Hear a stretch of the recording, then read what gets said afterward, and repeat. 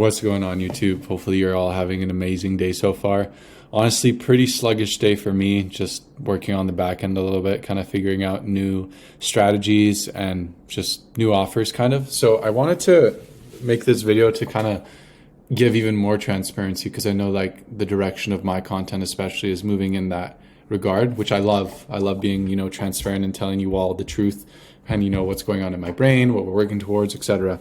So long story short, just started working on a B2B offer, and I just started building out the OKR for it, which is, I'm sure you've seen in the other videos as well. For the B2C, I built out an OKR there as well. But for the B2B, just started building the OKR, and I'm struggling a little bit because it's pretty difficult to kind of iterate and put into simple context and terms and figure out like a cookie cutter kind of structure for something like a B2B offer, because every office environment is different. You could be looking at something remote.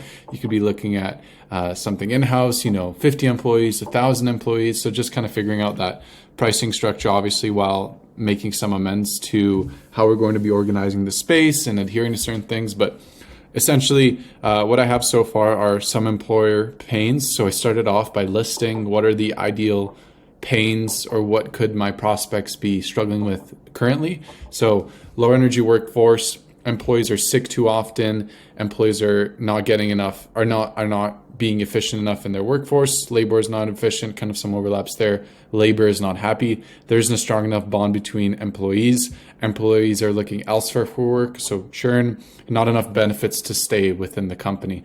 So obviously some pretty strong pain points there, I think, for any employer. I use this to fabricate the dream outcome. So you're looking to increase the energy, efficiency, and quality of your workforce, all whilst reducing churn, increasing culture, and creating a strong, resilient bond between the employee and the workplace. And then I started working inwards, which was improving your workforce means improving the quality of your team. Dinners, events, a new coffee machine, and pizza Fridays will not cut it anymore. It's time for a change from the top down.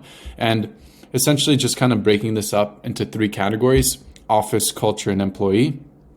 And I think it's interesting because all of these are kind of tied together. Obviously, if you're dealing with a remote company, the office environment doesn't really exist, but you're always dealing with culture and employees. And that culture in itself is always reducing. As you know, we're being separated into different departments. We're not really talking to a lot of the people that we might see in the common rooms, and some overarching problems for like what my brain is trying to piece together right now is usually in the sense of like work before, like in prehistoric times, not like when dinosaurs were around and shit, but like a couple hundred years ago, this would be seen as war.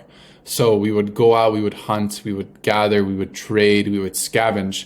And that bond in itself is kind of been eliminated, like there really isn't a cultivated bond. Like not all these people are going to go out and kill a deer with their bare hands right now. You actually are seeing some pretty prevalent scoliosis and some back problems, potentially not optimal at all. So that tribal bond is missing, and that's, I think, a big problem as to the overall passion, commitment, and the driving force behind a really strong a company.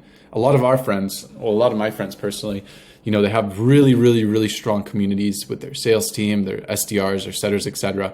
on the internal end. And I think that really makes a humongous difference when it comes down to impacting a business. And ultimately, I think also employees know that they're employees. They know that the whole 9-to-5 culture, the enslavement per se, they're just come to terms with it, that's the way they want to live their life, which is totally fine. That isn't a problem. But they know that their benefits and the way that they're perplexed in terms of how management and execs deal with them is seen in a state of lesser most of the time. That's a problem, because then they feel as though they're not contributing to the workforce, etc. It kind of relates back to, they're going to look for work elsewhere. They're going to try and deviate, etc. And ultimately, that leads back to a supporting atmosphere. An office space or a remote position in that sense provides zero supporting atmosphere. Now, a supporting atmosphere could be seen in the sense of like community events or a new coffee machine or pizza, like I said, on Fridays, but that really isn't support. That's a distraction of scheduled dopamine to kind of, every 3 weeks when everyone's bored from the project they're working on, to raise the sense a little bit, and then everyone kind of goes back home and then the next project starts, right? So that needs to change a lot. And ultimately, extending care outside of the workplace will provide a much more evident appeal for the employee that the company actually cares for them. So obviously this would relate to our data testing, et cetera. So as I continue to build this out, just wanted to kind of take you on a quick little journey here and, make a little video out of it so that you all can kind of get a better grasp of what it looks like to build an offer from the ground up. And ultimately, with diving into it a little bit more, pricing wise, I think what we're going to do and what we're going to build out is it's going to be modeled pricing, obviously. So you have office optimization and then employee optimization. And depending on the budget of the company, if they want to provide, health kits and data testing for all the employees, as well as in-home optimization equipment for them, that'd be a different package. Obviously, like some meal plans. And then I'm going to be looking into insurance quoting. So calling up some insurance agencies and seeing how much of this can a company legally write off. So then that way, once we're, pitching it or meeting with prospects, we'll be able to say you already have, 10K, 15K to write off for this package, and potentially giving them some sort of an allowance and credit to use for purchase of supplements internally within OptiMobility as well. So pretty cool stuff there. Benefits, we kind of went over.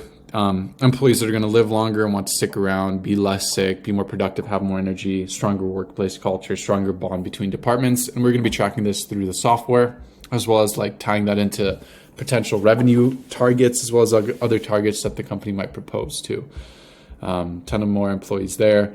How it's going to be delivered, we're going to do the data testing, set up the equipment, set up the software, set up the plans, and time delay.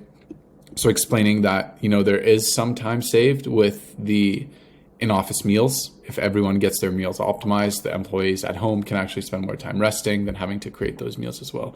And current problems in the workspace, obviously coffee machine water, coffee machine quality, snacks that are presented there, what happens in the consolidated food area, like what food is brought in, potential seating problems with sitting in the same chair all day, and then mental health of the workspace. So we tackle this by bringing in an RMT and potentially like a psychologist as well, or a counselor to help out and rebalance out the workspace. So yeah, quick little video on how my brain's starting to piece all these things together. I'm just building it off the old OKR and super excited to share how this grows and what it transcends into over the next couple of videos.